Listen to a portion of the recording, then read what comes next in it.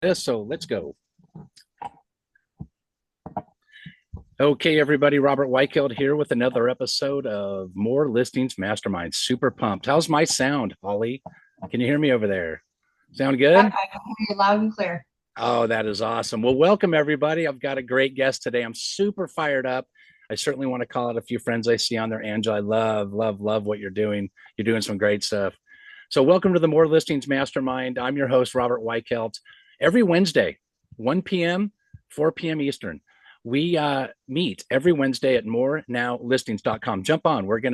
We have Tony Robbins coming up. We've got all kinds of folks coming together.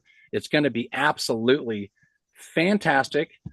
So let's get started with the More Listings Mastermind, guys. Thanks for jumping on. My name is Robert Weichelt. I'm almost 4 decades. I can't believe it. Every time I think about it, I'll be 40 years this coming February. It blows my mind. But I've been in the industry a long time. I kind of specialize in the REO and distressed properties when that market's upon us. I do a lot of FSBOs, expireds, and pre-foreclosure, helping people get out of that position and keep their home. I'm a big fan of that.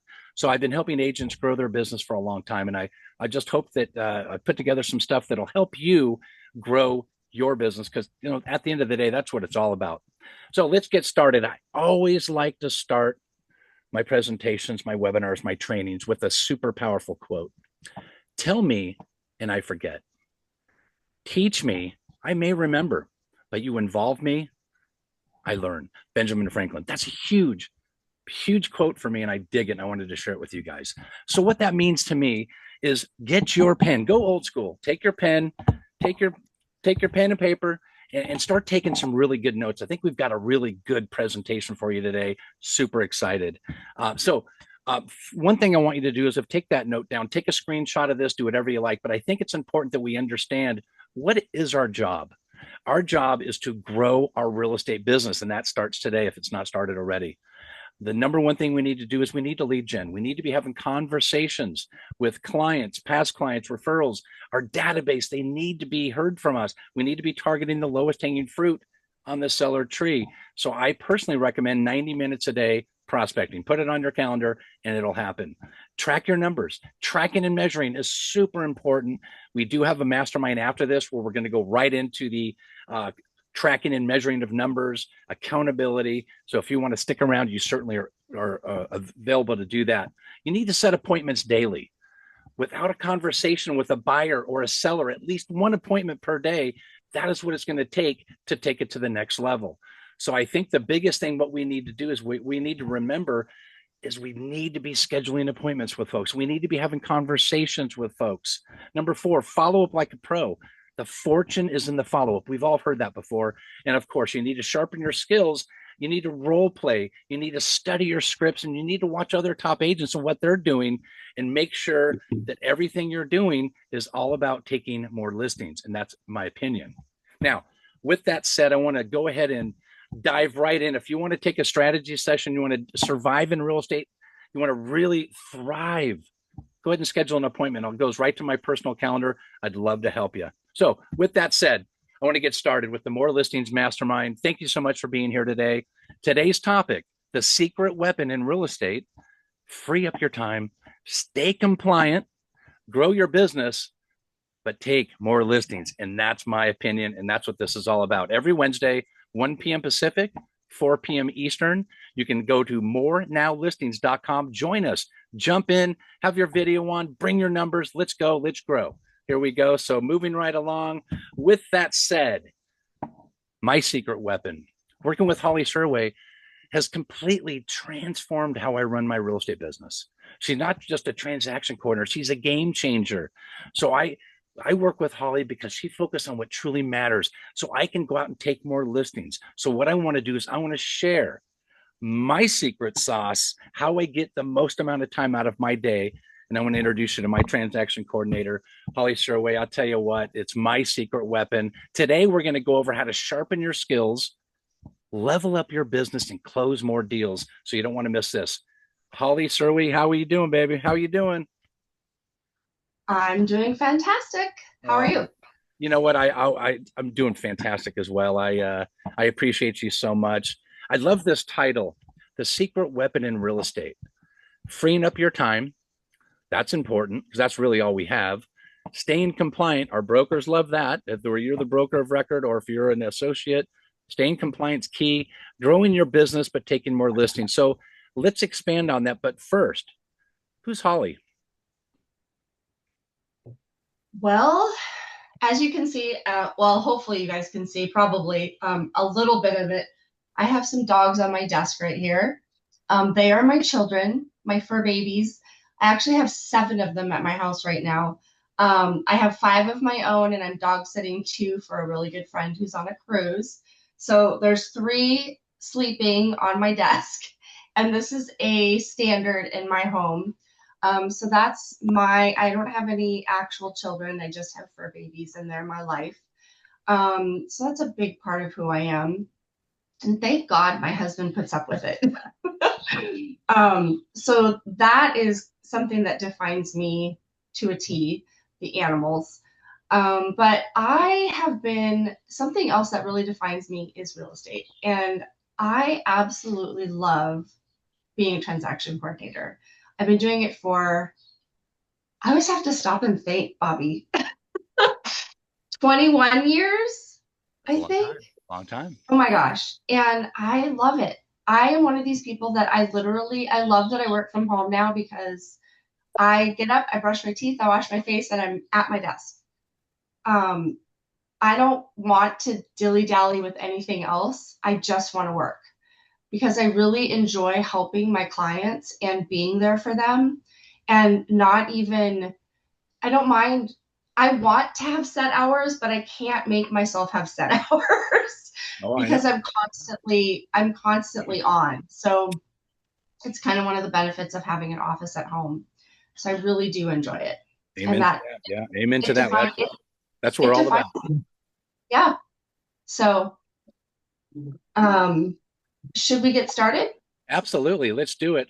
So let's tell us. So Real Estate Transaction Solutions has been around about 21 years. You're going to share some really great stuff with us. So let's get started. Yeah. Well, thank you. So what we're going to talk about today, and I do see we have some people that aren't in California. So this is mostly California based, but I do have some things that will extend past California in my agent and TC pain points. And I don't know what else extends past California, but I'm sure all of it touches on all the states in some degree. So we're going to talk about fire hardening and defensible space, wooden balcony and stairs. There's some new laws with that, solar considerations and the solar advisory, agent and TC pain points, things that we need to talk about between agents and TCs, and the buyer representation agreement. I love it. I love it. Let's get started.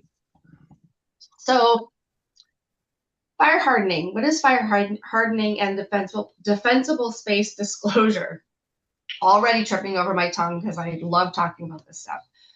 So the FHDS is a disclosure that we have in California that is a statutorily required disclosure for the seller to fill out for the buyer, explaining what they know about the property and what they have done or what their property has as far as fire hardening. And it has to do with things like the soffits and the eaves and what are they in a high fire zone? Do they have a vegetation management ordinance? Those kinds of things.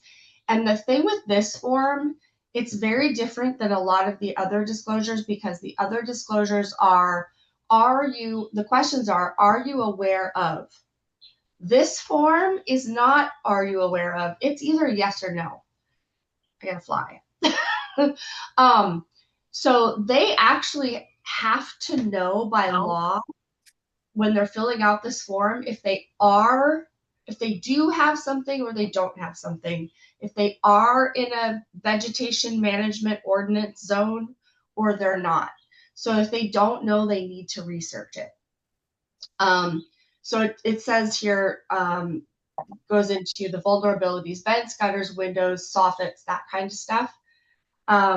There is an inspection that can be done by the fire marshal. It's they can get it, the seller can order it online. Very simple. They do tend to be backed up, so it's good to do it in the listing process if you know you're gonna sell. Oh my gosh, this fly is gonna drive me nuts. Sorry. And not wait until you're actually under contract to order that report or that inspection. But the nice thing is with this disclosure or this inspection is you can actually put that responsibility on the buyer and let the buyer do the inspection. So in the disclosure, the FHDS disclosure in this third section, you can actually put the responsibility on the buyer to get the inspection done and then also bring the property up to compliance if it isn't already. Oh my gosh. Can somebody come over here and just do fly patrol for me? Sorry.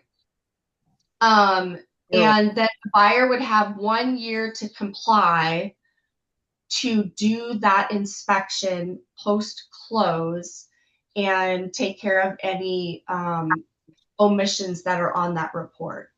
So, and the one thing that's very important to note also is that it is not a point of sale requirement to have that inspection done at the time of that when you're in escrow. So it does need to be taken care of. The defensible space needs to be done, but it's something that should be done year round on every property and not just when you close escrow. Okay. I love it. Okay, let's go. Yep. Here we go. Wooden balcony and stairs addendum. So this is required for any buildings that have 3 or more units with elevated wood structures that are 6 foot high, 6 foot or more high. So balconies, stairs, that kind of a thing. The initial inspection deadline, it was January 1st of 2025. They've now pushed it because all of the inspectors are very backed up and have not been able to get them completed, all the inspections completed. So they've had to push it out another year. In California, the WBSA form has been updated with the correct date. So now they don't have to have it done until next year. The inspection report, if the seller has a copy of it, it does need to be given to the buyer with their disclosures. However, if there's an HOA, if it's like a condominium or something like that where there's an HOA involved, the HOA is responsible for getting the inspection, and they're the ones that have that report. The seller is not responsible for having a copy of the report and delivering it to the buyer. That would be an HOA responsibility. So in our case, in at least in Southern California, it is escrow's responsibility to order the HOA docs, then deliver them to the buyer, and that would fall into that same category. And so that's also on there. All right. And that disclosure for us here, there's nothing that needs to be filled out. It's just a signature for both buyer and seller. And also, if you have any questions about any of these things on here, I know there's other people from outside of California, Southern California, but a lot of this applies in your state as well. I think the biggest thing to remember is knowing this information is important, but having a transaction coordinator that's going to allow you to, all these boxes are going to be checked. So that's my takeaway. So Holly, this is great stuff. So we'll go to the next slide. Yeah. All right. Good. Let's do it. Let's go. Here we go. I'm seeing some familiar faces too up here. It's great to see people. Yeah. Okay.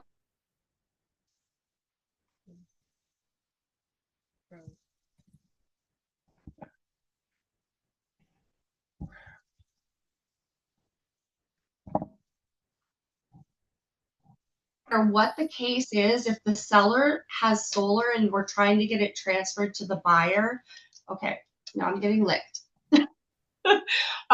Just getting it transferred in the escrow process can really postpone everything in an escrow and can actually push off your close of escrow date.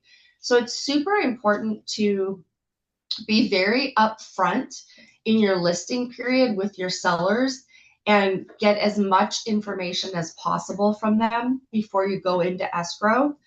I actually work with an escrow company that does all the upfront work before, as long as you let them know and give them your listing agreement ahead of time, they get all the information from the solar company before going into the escrow process. And it has made a huge difference and has sped up our escrow time frame immensely. So you're going to want to make sure that you're confirming with the seller. Is it owned? Is it financed? Is it leased? Or is it a power purchase agreement? You want to try to find all this out before you even go into escrow if you can. Are there any liens? Is there a PACE lien, a HERO, a UCC1? Because that can affect closing. Is it going to get paid off? Are they going to transfer that to the buyers? Will the buyers accept it? All of those things. And then the buyer also needs copies of everything. All the solar agreement, the contract, the lease agreement, true up bills, any of their power bills. And then you also need to plan for delays in escrow because of solar, just in case. I mean, you just don't know what's going to happen in the process. The other thing I wanted to say on this, with the solar disclosure that we have, the solar advisory in California, it's very easy to just check the boxes, yes, no, yes, no, yes, no, and not for the seller and not go in and actually answer the questions. It's so important to go in and have them make sure that they're answering the questions, because there are things like, there's questions like, how many months are left in your contract or power purchase agreement, and you're just answering yes and no, and then if they don't go in and answer it, the buyer's left with no information. Amount of the true up bill, the average amount of their true up bill, things like that. The name of the power purchase or the solar company that did the install. Those kinds of things are super important. I have a real life story to kind of drive this home. We purchased our home in 2018 and our solar went offline in 2021. We're in the same home. We haven't been able to find the solar company, track them down that installed our solar until last week. And they're finally coming out today to help get us online after this class. Because the previous sellers gave us no information. So in 2018, it wasn't the same process that we have in place today with getting solar transferred, getting all the information. I got nothing when we bought this house. And so frustrating took me 4 years to track down the company, the company that installed. And now the guy is super nice. He's coming over, and we're going to figure it out. But 4 years of not being able to use our solar, and it's been very frustrating. So those kinds of things are super important for your buyers. And one thing I'd love to add, and you hold me to this all the time, is as soon as you take a listing and you see, for instance, it's in a trust, well, the first thing you should think about is, I need the trust documents. If you see that there's solar, the first thing that should come up, is it leased? Is it owned? What's the deal? Is it assumable? There's so many things that can slow up your escrow. So it's something we need to do right up front. So thanks for really diving in to this solar portion, because solar could really delay your escrow, and when nobody likes that. So anything else to add on solar, Holli? No, I think that's most of it. Okay, good. Let's go to the BRBC, everybody's favorite disclosure. I want to do a quick shout out. One of my very close friends and clients is on here, Judy. Thank you for showing up. I really appreciate it. Um, Judy Spady in the house. Judy Spady's in the house. I appreciate it. And I saw Susan Custer too. Awesome to see you on here. Thank you for coming. Two people that I work with on the regular, and just appreciate you being here. So the BRBC, the Buyer Representation Agreement. Oh my goodness. So this came out of the NAR settlement and is a requirement. And I'm going to share something else that came across my desk maybe a month ago, maybe not quite that long. I have a client that I assist with writing offers, listing agreements, things like that. And I have to be very, very careful because I'm a licensed agent myself. And so I have to toe the line with what I do for other people. And he asked me to do a buyer representation agreement for him. And the biggest key is here in California, the maximum time frame on a buyer representation agreement is 3 months. You could do 3 months, and then when it expires, it can be good for 3 months. And when it expires, you can do an extension for 3 months. He asked me to write it for 2 years. And immediately I said, nope, I won't do that. And it's his name on the forms. My name isn't on anything. I'm like, no. And he right away, he said, I'll take the heat for it. I said, no, I won't do it. You can't. It's not even legal. You can't. It's literally, he goes into AI, chat GPT or whatever. And we joke all the time about how we both love our chat GPT, and comes back with a whole lengthy thing about it's not illegal, it's just not the right way to do it or something. And so I just countered right back, went back into my chat GPT and came up with, oh, you absolutely can't do it for 2 years in California for the buyer representation agreement. And I sent that back to him, never heard back from him. He's still a client. We're still doing business. I got new business like a few days later, but I never heard back on that 2-year contract. So I think I drove my point home, but you definitely need to be getting this done. And he was asking for it before he was showing them property, which was the right way to go about it. But it was kind of an interesting situation. So this is where you're establishing that you are the agent, they are your client, you're going to represent them, but also what the compensation is going to be.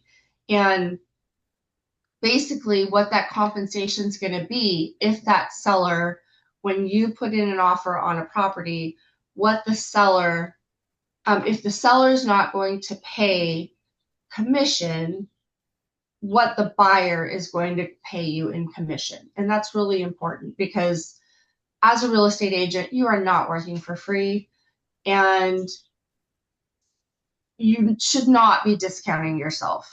I think that's really important. None of us should be discounting ourselves. We are worth it. We're worth every penny we're asking for.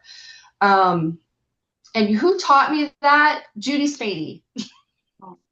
She taught me that. And it's very important. And I see a lot of people will put maybe 3% on their buyer broker agreements, and then the seller comes back with they'll pay 2%, and then they'll just reduce their buyer broker agreement to 2%. And I think it's really important to try to hold the buyer to that 1%. That's Amen.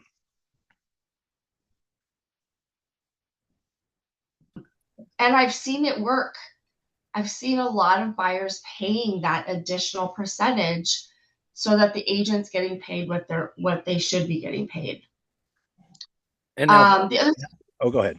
yeah, I just wanted to ask a quick question, but go ahead, continue. yeah, okay. The other thing I wanted to say is I also really strongly feel they should be exclusive. And the only way that to make it exclusive is that on page 5 there's a box. And not only are you signing it, but there's a box on page 1 to make it an exclusive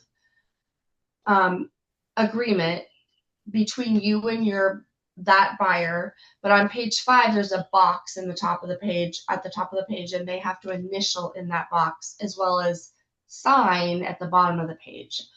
And that's the only way that it makes an exclusive relationship between you and that buyer. Bobby, what did you want to ask me? No, I just look at the BRBC is not a very difficult document to completely explain and get signed and get started. It's what we've been doing for years and years is listing agreement. Yeah. Buyer agreement's no different, but up until this recently, it hasn't not been a real form that most people didn't even use. I think I embrace it. I think it's fantastic. I tell all my buyer agents, walk them through how to work it, but the features and the benefits of having it. That's really the key. Don't just push it in their face. Go, yeah, we have to sign this. Explain the features and benefits, just like you would a listing agreement.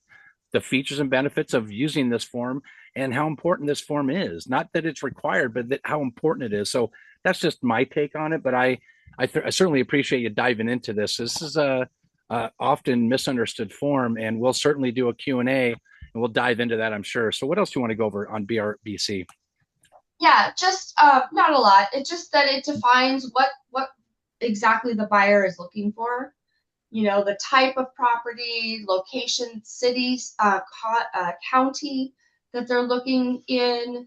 That we already talked about contract length. And it is just really important to protect the agent's commission. So it's important for the agent, and it's important to protect the buyer as well. Amen to all of it. I appreciate it. We'll go ahead and get to the next portion here. Let's go ahead and share the next screen. Here we go. Oh, yeah. So agent and TC pain points. So my first one, missing and late disclosures equal escrow delays. So this is a big one for me. And one of the big things that I drive these home with a lot of my clients, and Bobby knows this. And when you have a listing, when you're on the listing side, your AVID, Agent's Visual Inspection Disclosure, is due to the buyer side with the rest of the disclosure packet. So whether that's been reduced to 3 days, to 2 days, or it's the standard 7 days, your agent's visual inspection disclosure is due with that packet of disclosures to the buyer in that time period. So that is huge. And if it's not delivered with everything else, it can extend the contingency removal for disclosures for the buyer. So if it's at, let's say they're due in 3 days, the disclosure packet is due in 3 days to the buyer, and then their contingency removal is at 10 days.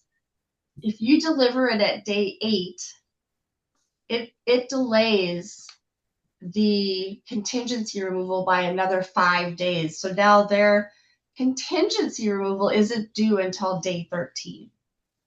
So you're kind of opening the seller up to something that it's your fault for putting your seller in that position. Whereas I just lost my train of thought. Normally it would be the seller, it would be the seller's fault if any of the other disclosures weren't done. So it's something that you don't want any reason for the contingencies being delayed to be on you, right? You only want it to be between the buyer and seller, and have it be something that they're doing. And something else, the other thing that I wanted to talk about, and it's actually the last thing on here, was if you have a contract where you're making your close of escrow be like a 2-week close of escrow or a 7-day close of escrow, something like that, make sure you're shortening all your other dates also. So make sure you're shortening your contingency days, your delivery days. If you have a 7-day close of escrow, you don't want disclosures due in 7 days. You want disclosures due in 3 or 4 days, or 2 days. You don't want 17-day contingency removal when you have a 14-day escrow. You want to make sure you're looking at all the dates and making sure all the dates run and make sense and are cohesive. So that's really important. Oh, absolutely. Yeah, and I know you do have like an a la carte that you do for agents. You mentioned earlier on some like a new agent that says, "Hey, can you help me with this form, that form, the other form?" You do a lot of that as well. Not playing broker, but you do have an a la carte. You want to expand on that? Sure. Yes.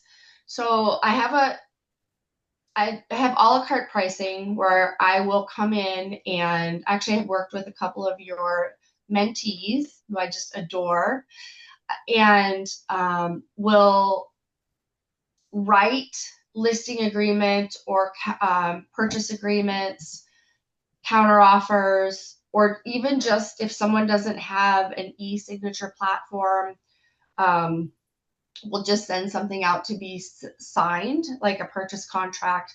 My services typically start once the purchase agreement is signed, or when it goes in, when you as the agent take the listing would be when my services start, and then get everything done in the listing process.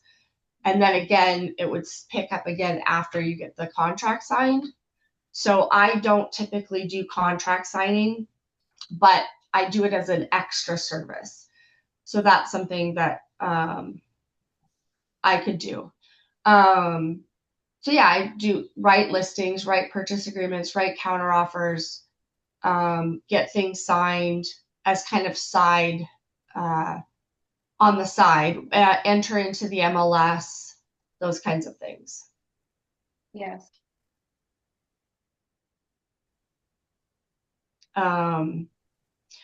Judy has a question. I believe this AVID possible delay is on the seller's side. Correct, Judy, only on the seller's side. Would it be that if the agent's visual inspection disclosure, is delayed, that it would affect the contingency removal? Yeah, only on the seller's side. Okay, so I'm going to keep going down my list. So the next one on my list is inadequate explanation of forms to clients. So that's another one that I wanted to share. Is I am a licensed realtor. So I have the ability to speak with buyers and sellers and explain forms to them, but it's not in my job description to do that. So it is in the real estate agent's job description to be going through the forms with their clients. So that's another kind of, it falls under the pain points because a lot of times my clients, the agents, will just expect me to be explaining the forms. And I have to be very careful because with my license, I'm not supposed to be doing that. So I am happy to do it. I just have to be really careful with how much of that I'm doing. And Robert's nodding his head. Next one is lack of urgency in signatures and deadlines. That's another one, is just getting clients to understand, buyers and sellers in this case, the urgency in actually getting things signed and keeping things moving, even if they think, oh, we aren't sure what we're going to do with this, if we're going to close, if we're going to cancel, if they're waffling. It's still super important to keep the transaction moving, because even if they think, whoa, we might cancel, and then at the last second they decide, oh no, we're going to go through with it. It's really important that we're staying on task, at least from my side, so that we are keeping the broker paperwork moving.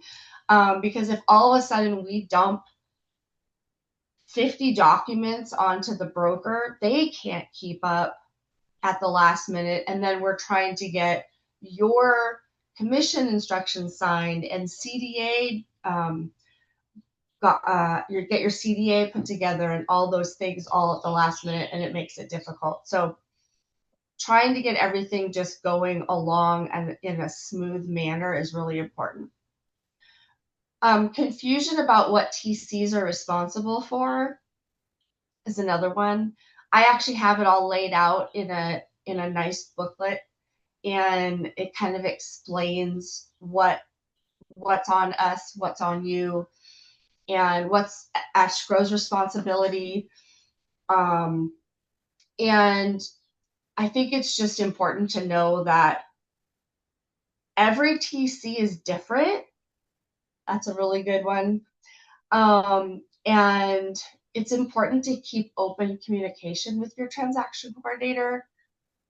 Good communication, emails, texts, phone calls, stay in contact. And if you don't know if your transaction coordinator is supposed to be doing something, if it's their job, if it's super administrative, and it really isn't their job to be doing something, just ask. Say, hey, I don't know. Are you supposed to be doing this? Or am I supposed to be doing this? Just ask. It helps a lot.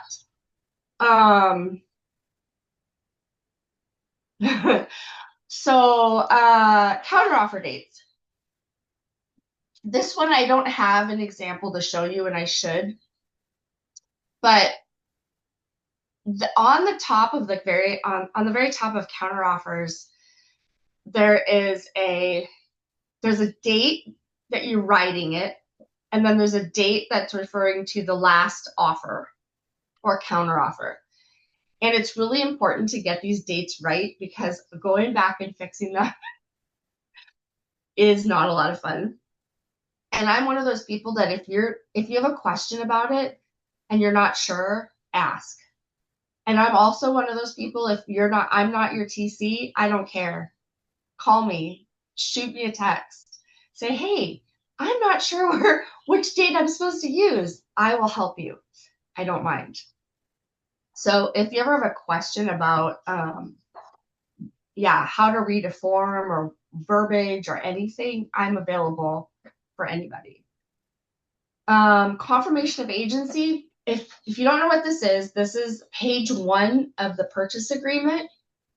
Right at the very top states who the broker is for the buyer's agent, for the seller's agent, and the name of the seller's agent and the buyer's agent, and then has both of your DRE numbers. Again, super important that you have the right boxes checked.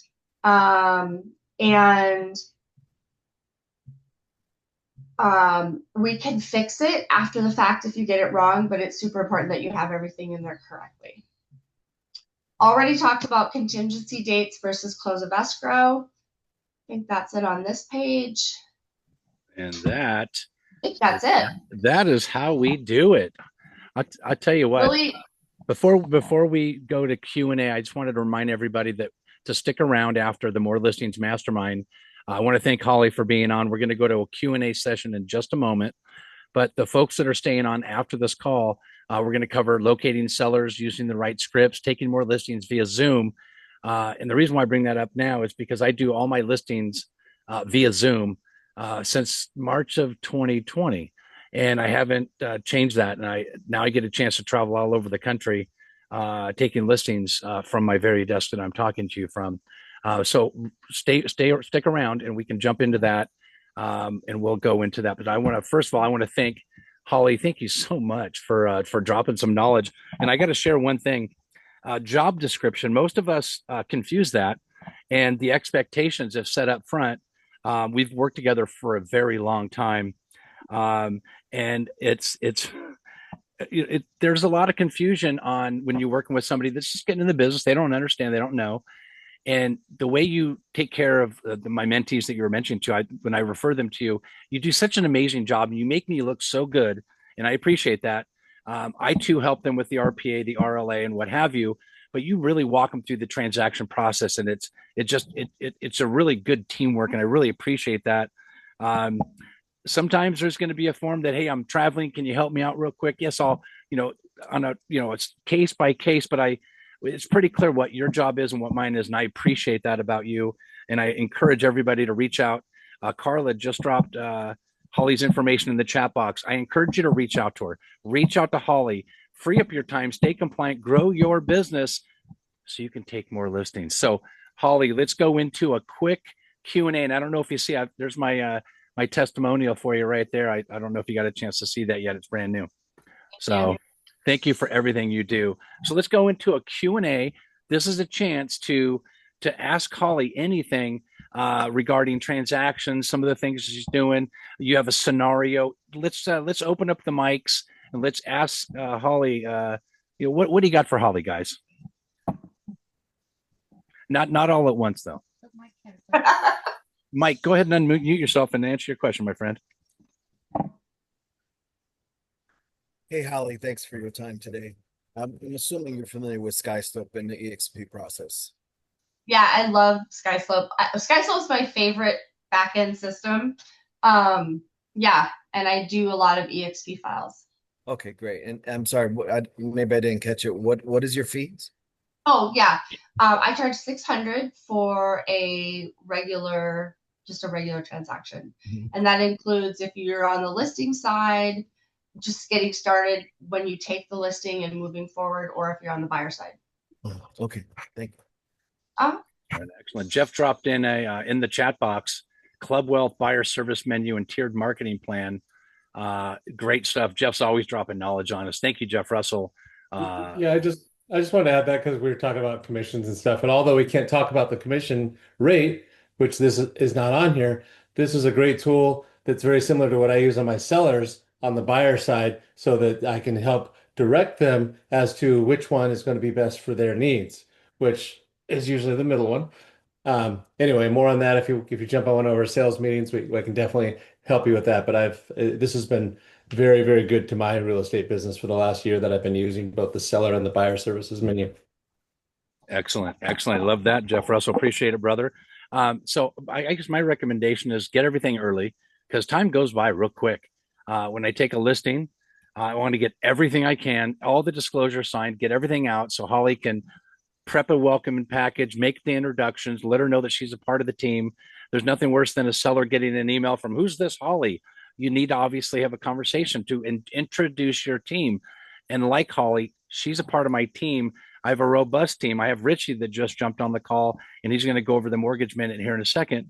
But I think it's important that you surround yourself with a transaction coordinator, a lender, an escrow, your title, that are going to help grow your business, because it's one team, one dream. So Holly, I tell you, my business runs very, very, very efficiently because of you. And I thank you so much for that. Any other questions for Holly Serwe? There we go. Jeff, it looks like you got your hand up. Yeah, I thought you were talking about somebody else. So also, I want to say like Holly is Robert's go-to, right? Everybody has their go-to. I recommend that when your transaction coordinator, once you find one, you should find one that is, works well with you. Like ours, Chelsea Mark, she's been working with us for, Kelly's not on the call, so I'd have to guess. Well, I want to say, gosh, at least 4, maybe 5 years now or more. But even on my website, here's my website here. Even on our website, we have, me and Kelly, of course, and then we've got our TC and our VA, right? So it's important that you show that you've got, a team that's backing that's backing you up as the listing agent, or even if you're the buyer's agent, and then it will also solidify that, wow, I'm hiring one person, but I'm getting, you know, I'm getting Holly, I'm getting Robert, I'm getting Carla, I'm getting all these people to help. And what another thing Robert said that was really important, make sure you send out that introduction email introducing them to Carla, to Holly, to everybody. Let them know who to expect to call from these people, right? You got to get ahead of things, right? So I just wanted to add that. Oh no, Jeff, I certainly appreciate it. Thank you, brother. Any other questions for Holly before we let her get back to those dogs that she has and all those TC work that she has? I know I get emails from all hours of the day from Holly. I can always tell when she's up late just getting stuff done. So thank you, Holly, for making our job so easy. And it does free us up with time, because at the end of the day, guys, all we have is time. And if we waste it, that's no good for anyone. So Holly, thank you so much. And Thank you. plus, like Carta just said, plus she has a cool marketing assistant. So she wanted to make sure she mentioned that. So if anyone, so anyway, Holly, thank you so much for jumping on. It's just absolutely appreciate it. We're going to go ahead and stop the recording and finish up our call. And then we're going to go into our next session of the accountability portion of it. If you guys want to book a strategy session, please do. I'd love to look under the hood. I'd like to take a look at your business and see what we can do to be more efficient, more effective. For example, taking listings via Zoom. Maybe it's not for everybody, but is it for you? Let me show you how we're doing that. So, Holly, thank you so much. Oh, man, I appreciate you. Carla and I appreciate you so much. And it's funny because you were calling me Bobby, and I just kept going with it. I'm like, wait a second. This is my work. I'm Robert at work. So anyway, and Jeff, you call me Bobby too, so that's funny. So thank you guys for being in my life, in my real estate career, and thank you so much, all of you. So we'll go ahead and stop recording. We will stick on, because we're going to stick on to the goals and actuals accountability portion of it. But thank you for jumping on, Holly. You're awesome. We'll talk to you guys soon. Holly. Thanks, everybody. Have a great afternoon.